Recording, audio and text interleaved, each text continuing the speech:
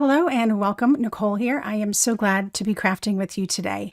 This project is a gorgeous Day of the Dead home decor piece that is really not difficult to make.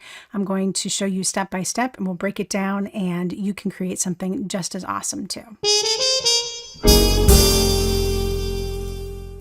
For our first step, we're going to be watercoloring this beautiful sugar skull printable. I have it on some watercolor paper here, and we'll be using Memento inks in Bahama Blue, Tangelo, Tuxedo Black, Lilac, and Pear Tart. So I'm going to start with the black because that is the majority of the color I'll be using on this printable. Now I've printed this out on some 140-pound watercolor paper. I did print it through my laser printer, and now I'm going into my black ink. And I love using Memento black for this because it doesn't break up. A lot of times when you use black inks, dye inks, they like to break up into its constituent colors, so like purples and greens and browns. Memento black doesn't do that. So this is a super watercolor friendly medium. And I'm going to go ahead and speed this up a little bit here because there's a lot of ground to cover here. There's a lot of black going on. I've watered it down quite a bit for her hair, and I'm working in some shadows in the background, and you can see that I've really covered in her face to make it sink in and really look like a skull. So for the second part here, I've come in with all of the different colors and I'm starting to work on all of the different areas that I'm going to color. There's not a lot to do here, so I'm using a very small brush, but I can get all of the detail that I'm looking for. So with the flowers, I started off with the lilac posy and I let that dry a little bit, and now you can see I've come back in with the tangelo, and I want to get that pretty dark. So I'm coming back in, getting that a little bit darker, and then I'm going to go back over that with the lilac posies just to let that bleed out and really blend in together. That's probably the most difficult part of this entire piece. Then I'm just going to come back with these different colors and fill in all those little tiny decorations on the skull. That's really going to make this pop. So little bits of green, little bits of the tangelo, and the Bahama blue really is just reserved for the gem on her forehead and her eyes.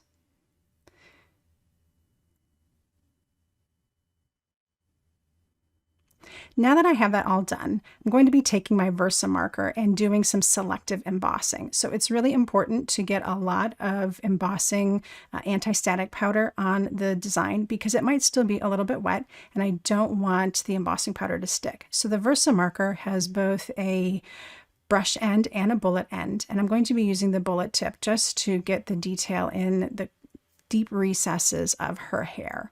So I really just want the hair area to sparkle a little bit, and I'm going right into all of those recesses and adding in the VersaMarker. VersaMarker is just embossing ink in a marker format, and so it allows you to selectively decide where you'd like your embossing powder to go. And once you've put it on there, it doesn't dry right away, so you can go over your whole project and then come back and do your embossing all at once. So now I have my embossing, and this is the New Year's Eve embossing powder. So it has gold and black in it, and it really is stunning. So I'm just adding that onto my project and tapping off the excess, and you can see exactly where that embossing powder is going to stick, and I'm going to heat that up. All right, so we're moving on to the next part of the project, and I have these chipboard pieces that I've used with my StazOn inks, and these are the new StazOn colors if you haven't seen them yet, and they look really, really amazing, even on chipboard, something that's not quite white.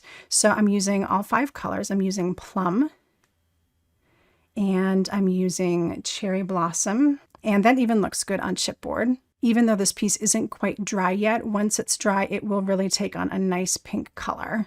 The next color I used was Scarlet Flame. It's a gorgeous orange and it looks nice and burnt on that chipboard. And then the last color I used was Bordeaux. We'll use the Caribbean green later. So I'm going to show you how I actually got the ink onto the chipboard, and you can see that I'm wearing gloves because I'm getting it all over my hands because I'm just going to smush that chipboard right into the ink pad. This works really great when you are sure that your ink pads are nice and juicy, and you can see all that color that I got on there. And to get into the crevices and the edges, I'm just using a sponge dauber to get into all those little edges with the ink, and then I'll go ahead and set that aside to dry. So next I'm going to work on my chipboard background. This is a thickboard tag and I have some vintage paper on it. So I'm taking a stencil, and this is the 50 Shades Stencil from Colorful Life Designs, and I'm using the Cherry Blossom ink to just add some extra depth and dimension to this. In the end, you're really not going to see a lot of this pattern in the background, but what you do see, it will make a huge difference. So now I'm finally coming in with that Caribbean green, and I've just shifted my stencil slightly so that way I'm not going over the spots that I just did. And I'm going for some of the smaller circles and then just trying to fill in some of the space around the pink where I think that this is going to look really good. So it's very easy to clean up your stencils once you have that completed. Just use some StazOn cleaner and it'll come right off. So now I'm coming in with my Bordeaux ink, and I'm using the Damask Stencil from A Colorful Life Designs and adding in another layer. And this really is going to pop against that black and white background. So now you can see little bits of the damask look. And then I'm going to come back with that Damask Stencil, but I'm going to use something different. This time I have the creative medium in Shimmer, and I'm going to add just a little bit of actual texture that you can feel on this piece. And we're going to pop that right over the top. And this is a water soluble medium, so once this is done, I will go ahead and clean up my stencil with water and then get any of the residual color off with some StazOn cleaner. So there we go. Now I have some shimmery damask, and this is just now really starting to take shape with lots and lots of texture.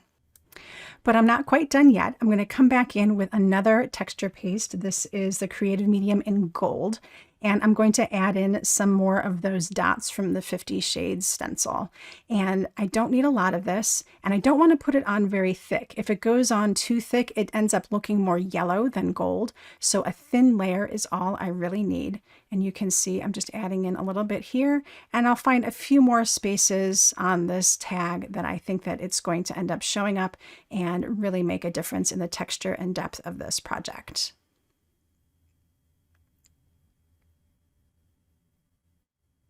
All right, so now I need to work on some of these elements. My chipboard pieces are dry, and I have some paper flowers that I've done up, and I'm going to add some texture and some distressing and color to all of these. They just look too clean. So you can see that I've got a few of these pieces finished already. They've got some black and some gold on them, and they just look gorgeous. So I'm going to start off with this Irresistible Pico Embellisher, and it is a small tip embellisher that I have in both black and white, and the white is called Wedding Dress. And I'm adding these little dots onto the chipboard pieces to give them some texture and some additional color and interest, so they're not just these plain flowers that are going to end up on this project.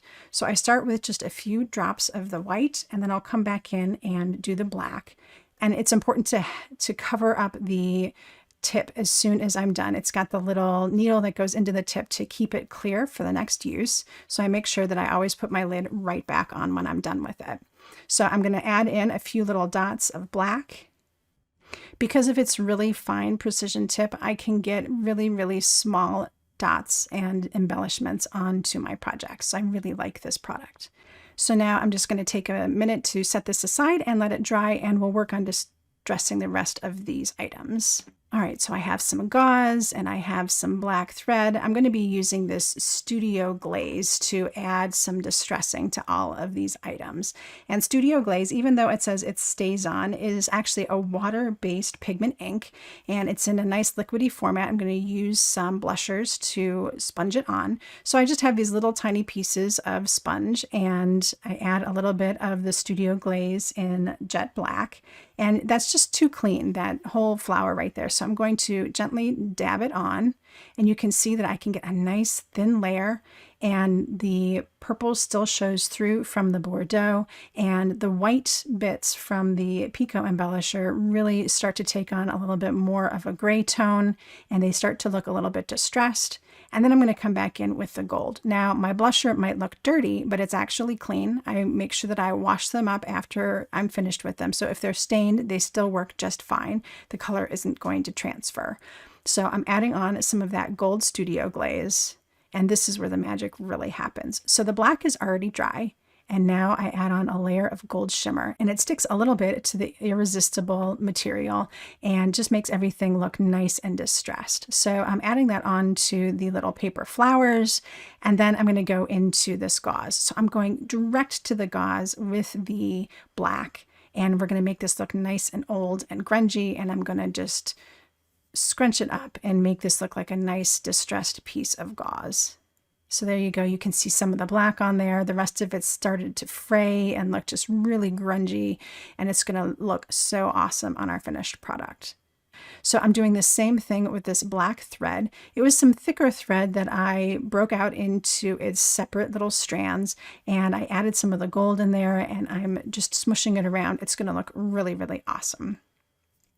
All right, so now I have all of my pieces done, dried, and ready to go. And I like to set up my project dry fit first, and then I take a picture of it with my camera so you can see that here. That way I know exactly how I want to set up everything and glue it all down, and I don't have to worry about lifting things up later or anything like that. I've got a perfect sample, and this works really well, especially when it's my first project or if it's just a single project that I'll be making. So I'm going to start with the gauze. That's going to be our nice backdrop for the sugar skull. And I'm speeding this up a little bit here so we can get through all of the futzing and moving and shifting. And I put a lot of the on point glue. So now I'll add in my sugar skull, and she is going to fit right off to the side there. And she's actually going to pop off the side of the tag to give us some extra dimension. So I will get her added in, and then you will see that I might have to move that gauze just a little bit. So I can move that around because the glue is still definitely a puddle and definitely wet. So now I can just kind of futz things around and get it all shifted around exactly where I want. And I can even lift up a little bit and add in a piece of that black thread. It just looks so cool coming out of the side there. So then I can go in and start adding in my flower pieces, and I can tuck those behind. Because I didn't use a lot of the foam strips, I've got plenty of room to move things into place. And then I can layer and do all sorts of really creative layouts to make this have lots of texture and depth and dimension. So I'm popping in that second piece of chipboard, and then I'll go in and start putting down some of the small flowers. I already know where I want these to go because I've already dry fitted. So normally I would wait until the end, which is what I did at first. But then because I have a pattern that I'm going on, it's very easy to just start working from left to right and get little sections done at a time instead of trying to do it piece by piece. So now I've got that bottom piece in place, and I need to hold it just for a second so it dries in place. And then I'll add in some more of those small flowers. So basically the bottom of my tag is done at this point, and I'll finish up with the top section here. So another piece of that really awesome thread and another chipboard piece, and I've already added one of those paper flowers to it, so it's a little complete element all on its own. And as you can see, I'm holding down one side while I'm working with one hand on the other side. Sometimes we multitask like that, and it works out just fine. So there you go. I've really almost got this finished. I'm going to go ahead and add in the last little bit. So one more little flower, and then my sentiment that I also added some of that studio glaze to so that it didn't pop out. It was bright white and it really needed to blend in better. So a little bit of the studio glaze on that chipboard sentiment worked just perfect. And I love this sentiment because the Day of the Dead is really about celebrating those that have gone before us and who are truly in our hearts. For the last bit, I decided I needed just a little bit more texture, and I had these green seed beads, and I'm adding them in with a little bit more on point glue, just a few to add a little bit of sparkle and pizzazz to this project. So there we go, a complete and amazing home decor piece for the Day of the Dead. I really hope that you enjoyed this project and that it gives you an idea of how you can break out a more complex project into something with lots of easy steps to create a beautiful home decor item for your home. Thank you so much for stopping by today. I really do love creating and crafting with you. So if you love today's project, please give it a thumbs up and leave me a comment below. I'll be back soon with some more amazing projects, but until then, happy crafting. Help support my craft education efforts by clicking on the subscribe button and the little bell so you'll get notified when I create new content just for you. If you're looking for something else to watch, how about one of these crafty videos?